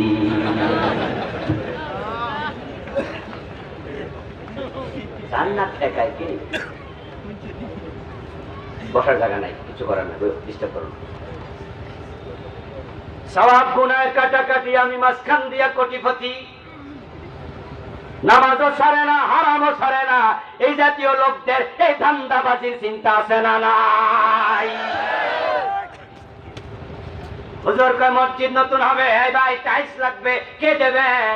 হাত তোলা দিয়া কয় টাইলস যা লাগবে আমি একা, আরেকজন কয় রড যা লাগবে আমি একা। টাকা করতে অনেকেই হালাল হারাম বাঁচে না, হারাম টাকা দিয়া মসজিদ বানায়ও না, ওই মসজিদে সেজদা দিলে নামাজ কবুল হবে না। কারণ নামাজের 13 ফরজের মাঝে একটা ফরজ আছে, নামাজের জায়গা পাক হওয়া লাগবে। হারাম টাকা দিয়া জামা কিনলে, ওই জামা পরে নামাজ পড়লে নামাজ হবে?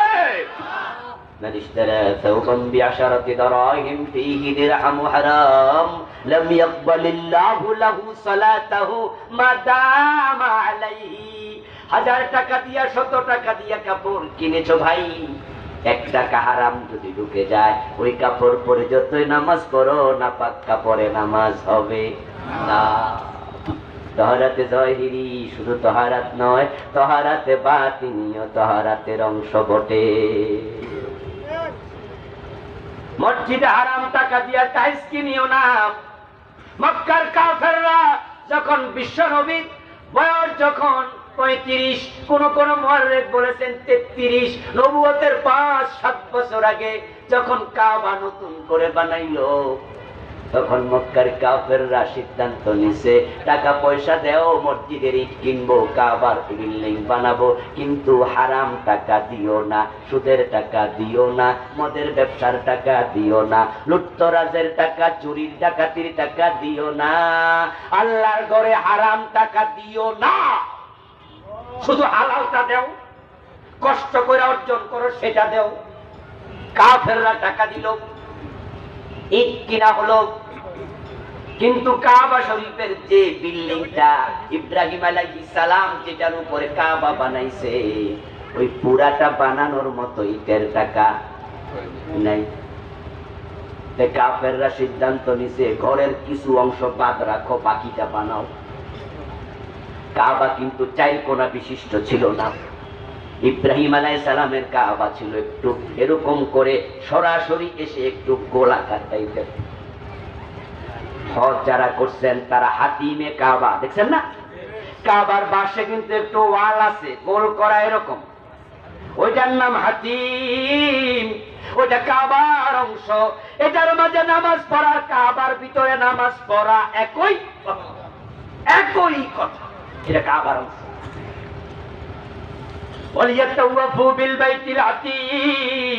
কাবা তাওয়াফ করতে আল্লাহ বলছে, এই কাবার ভিতর দিয়া তাওয়াফ হবে না।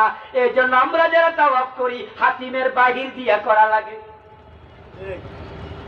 ওই হাতিমটা কাবার ভিতরে কেন ঢুকালো না? টাকা নাই, হালাল টাকা নাই, কিছুটা বাদ রাইখা বিল্ডিং বানাইছে। হারাম টাকা দিয়ে কাবা বানানো যাবে না, এটা কাফের রব বোঝেন।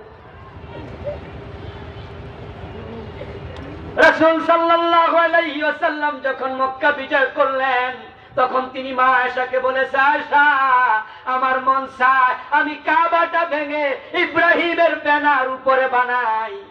কিন্তু কাবাটা ভাঙতে গেলে যারা দুর্বল ইমানদার তারা সমালোচনা করতে পারে, তারা বলবে নবী মুহাম্মদ আল্লাহর কাবা ভাঙ্গালায়।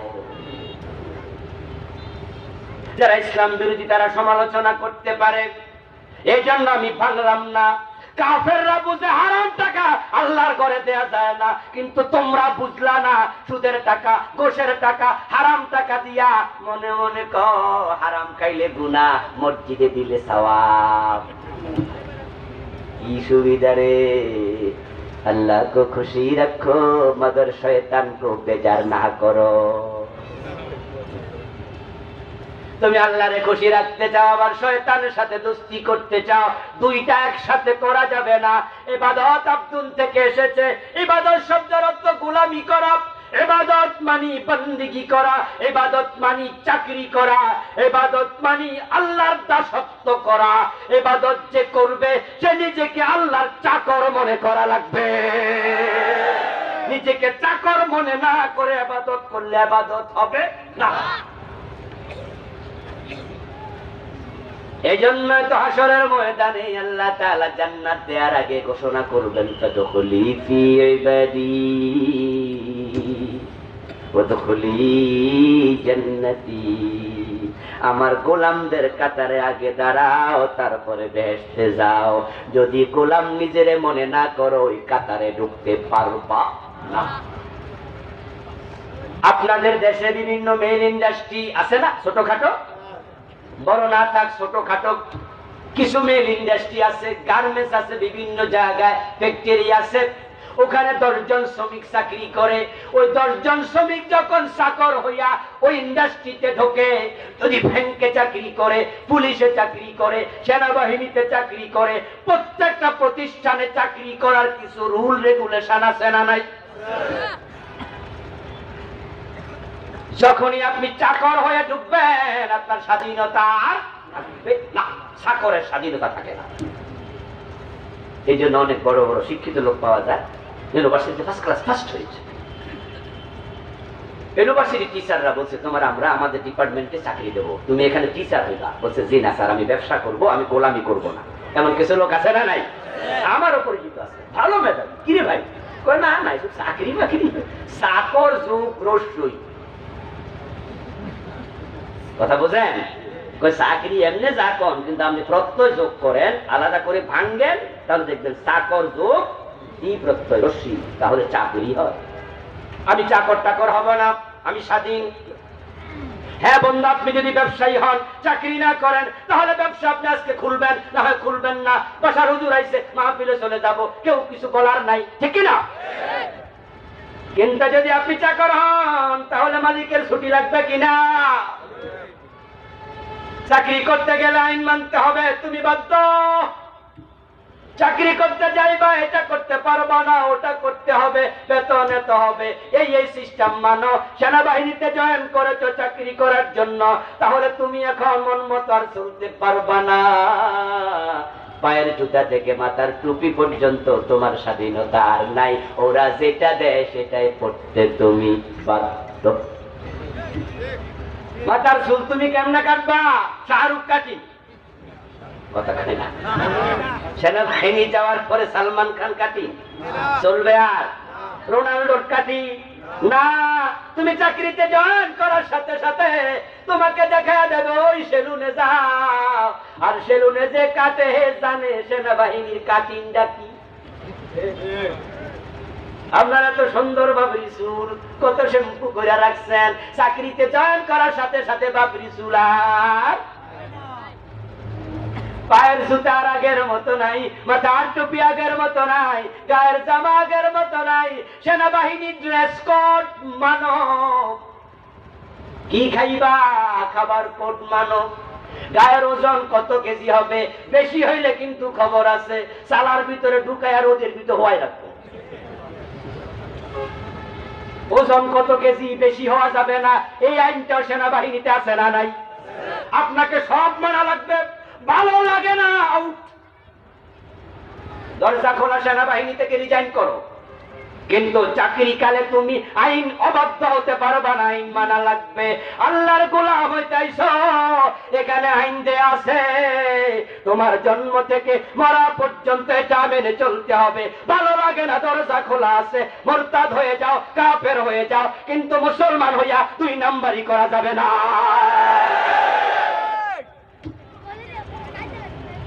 ফামান শাআ ফালিউমিন ওয়া মান শাআ ফালিয়াকফুর।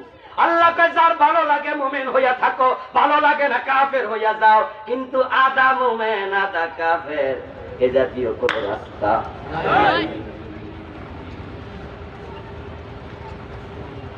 এখন আল্লাহ তাআলা কয় মন চাইলে কাফের হইয়া যাও, আপনি যদি হাত তালে দিয়া কোন আল্লাহ তো কইছে কাফের হইয়া যাই, নাউযুবিল্লাহ।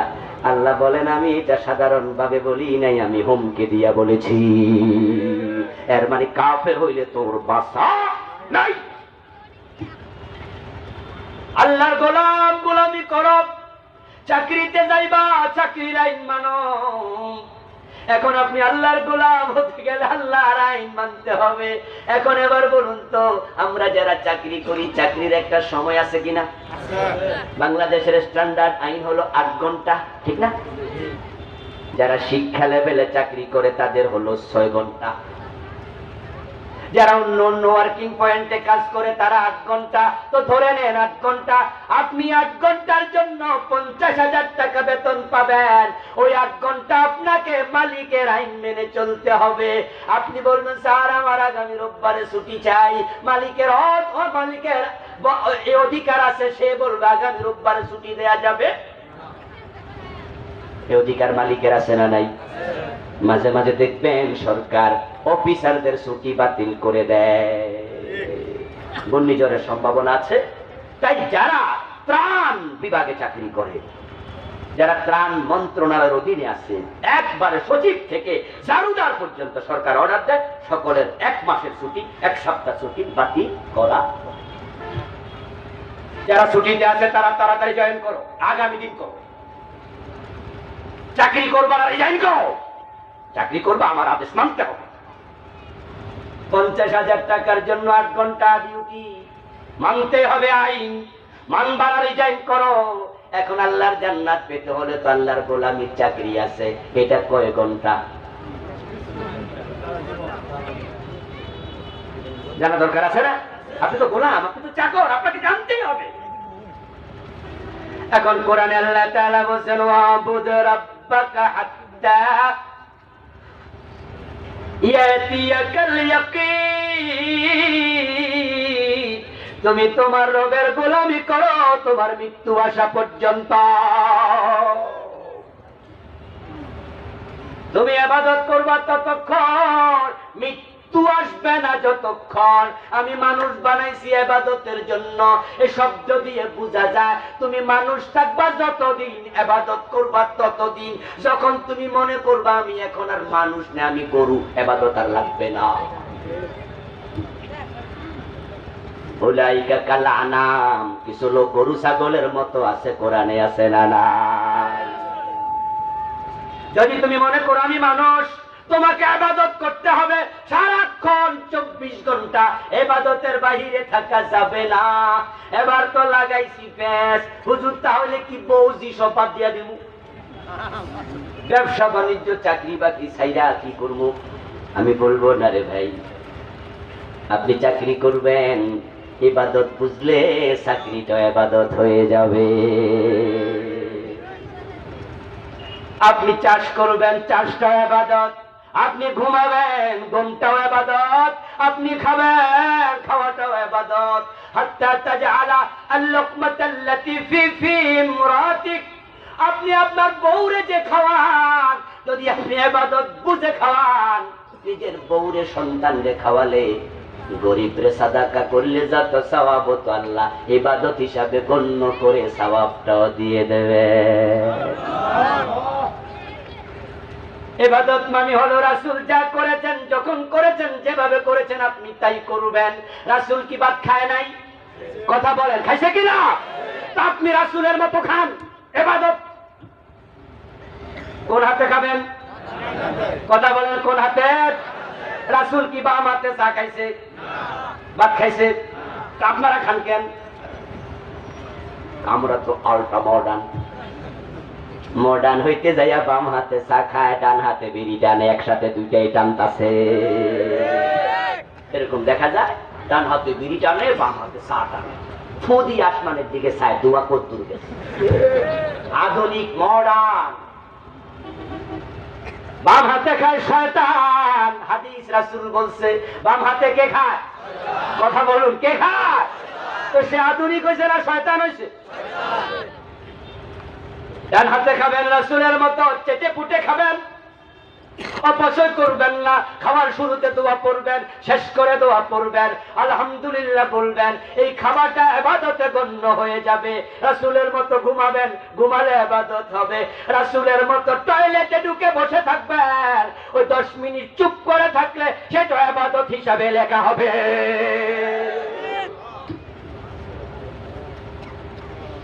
কঠিন কিচ্ছু নয়, শুধু রাসূলের মতো হওয়া চাই। বিবাহ ইবাদত রাসূলের মতো বিয়ে করলে, ব্যবসা ইবাদত রাসূলের মতো করলে, ও ব্যবসায়ী ভাইরা তোমরা জান্নাতে নবীদের সাথে যাইতে পারবা।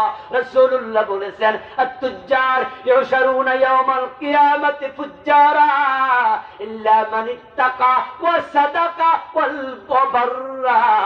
ব্যবসায়ীরা অধিকাংশ পাপিষ্ঠের কাতারে দাঁড়াবে, তবে আল্লাহ তাদেরকে সত্যবাদী, হালাল ওয়ালা এবং যারা তাকওয়ার উপরে থেকে ব্যবসা করছে টেনে টেনে এনে নবীদের সাথে জান্নাতে ঢুকাইয়া দেবে।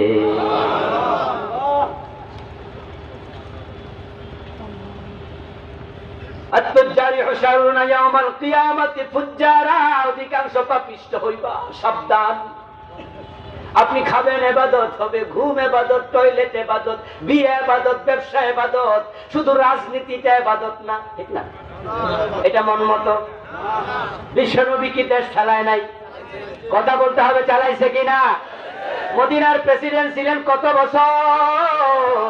আবু বকর, ওমর, ওসমান, আলী রাদিয়াল্লাহু তাআলা আনহুম 30 বছর। যদি নবীর মতো মেম্বার হইয়া, চেয়ারম্যান হইয়া, এমপি হইয়া, মন্ত্রী হইয়া সমাজ চালাতে পারো, তোমার পুরা রাজনীতির জীবনটা ইবাদত হয়ে যাবে।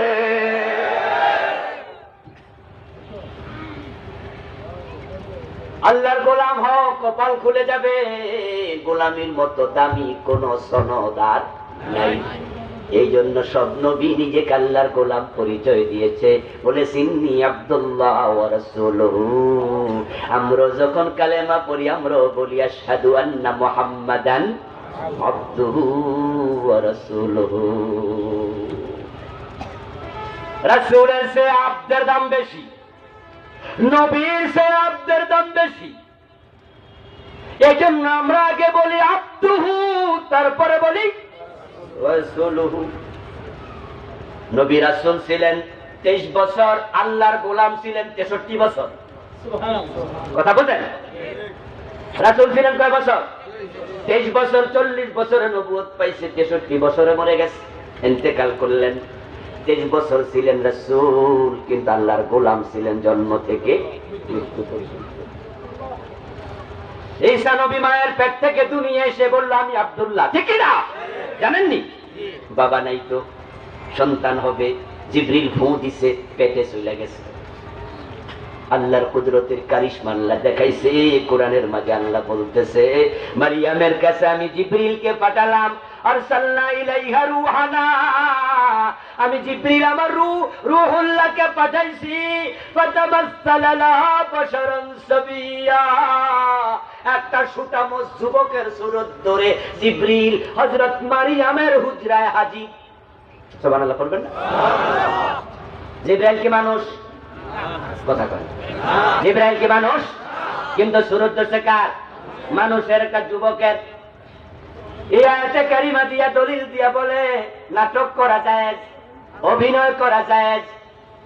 যদি জিবরিল অভিনয় করতে পারে, নাটক করতে পারে সুরত ধইরা, তুমিও পারবা। জিবরিল আমিন কুত্তার সুরত ধরে না, বিভিন্ন সুরত ধরে, ফেরেশতারা ধরে। প্রয়োজনে আমরা খালিদ বিন ওয়ালিদের পাঠ নিয়া নাটক করতে পারবো। খালিদ সাইফুল্লাহ হইয়া, আব্বাস হইয়া, আবু বকর হইয়া কেমনে দান করে সিনেমা বানানো যাবে, ওমর হইয়া কেমনে রাষ্ট্র চালায় সিনেমা বানানো যাবে। ওই সিনেমাগুলো খারাপ দৃশ্য বাদ দিয়া ইসলামের আলোকে চালাইয়া দাও, যুবকেরা এক একজন ওমরের মতো হয়ে যাবে।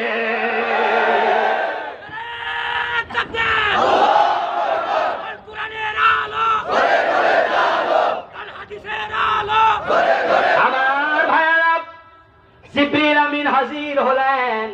হযরত মারিয়াম বলে, কেডারে? ইন্নী আউযু বিররহমানি মিনকা ইন কুনতা তাকিয়া। বেরিয়ে যা আমার হুজরা থেকে, আল্লাহরে ভয় করলে তোর কাছ থেকে আমি আল্লাহর কাছে ফানা চাই, বের হ। জিবরিল আমিন বলে, টেনশন করার কারণ নাই, আনা রাসূল রাব্বি, আমি তোমার আল্লাহর দূত জিবরাইল। সুবহানাল্লাহ।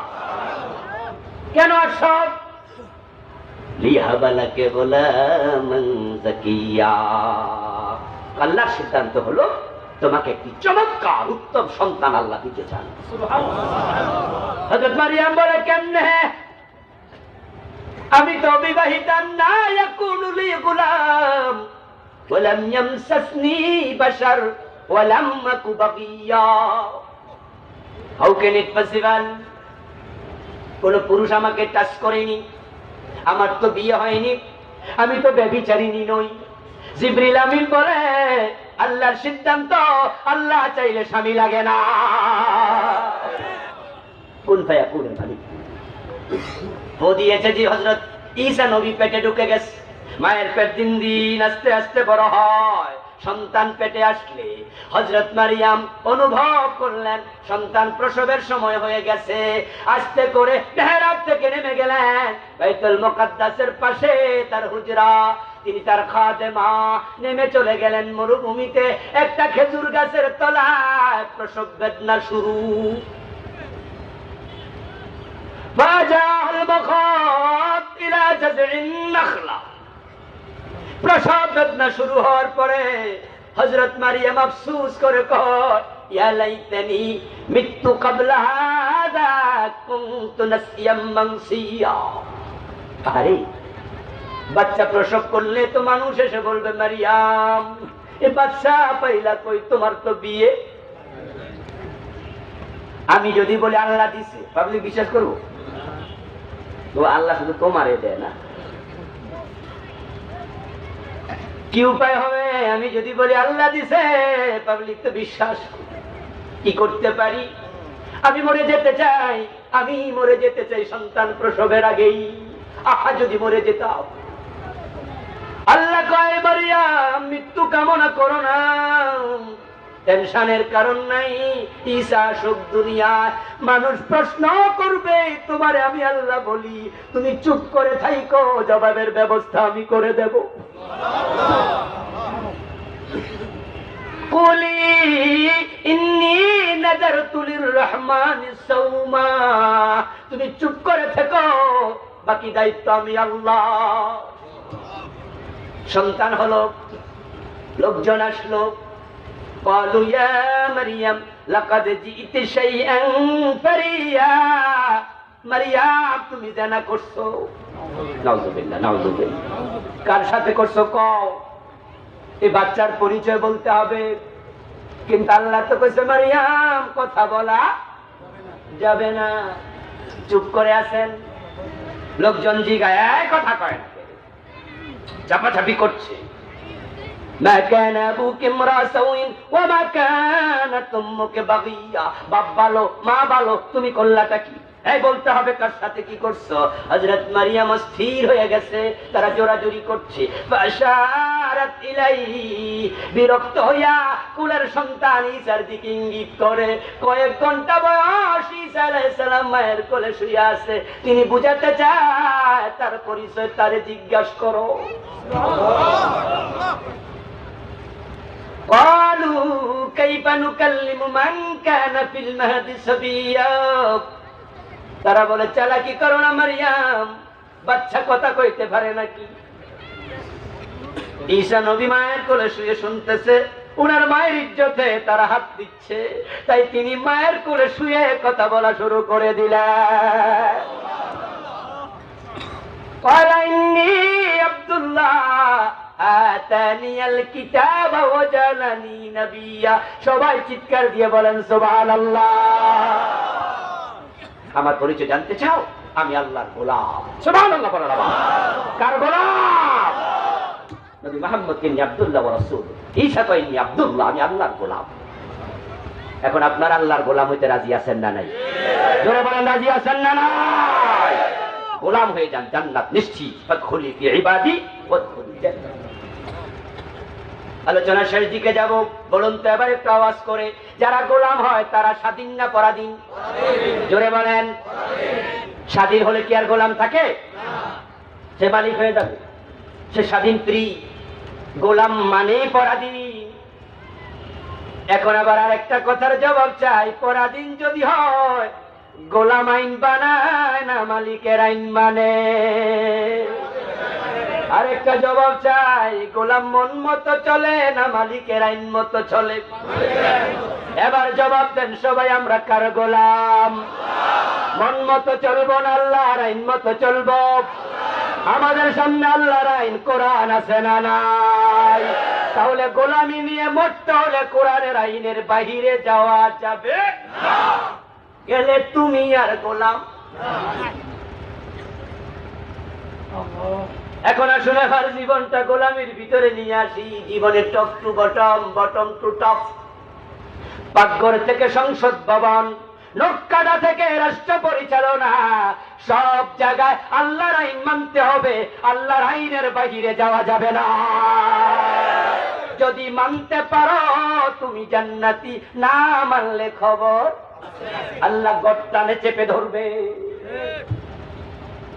সম্মানীয় ভাইয়ের, আসুন আমরা আল্লাহর গোলামি করি। আল্লাহ তৌফিক দিন, বলেন আমিন। আমরা একসাথে দোয়া করে বিদায় নেব ইনশাআল্লাহ। আসরের টাইম হচ্ছে, আসর পর ইনশাআল্লাহ আমরা যাব স্টেজে। আমার লেখা নতুন একটি বই এসেছে, হাদিসের বৈচিত্র্য পূর্ণাঙ্গ নামাজ। নামাজ নিয়ে যত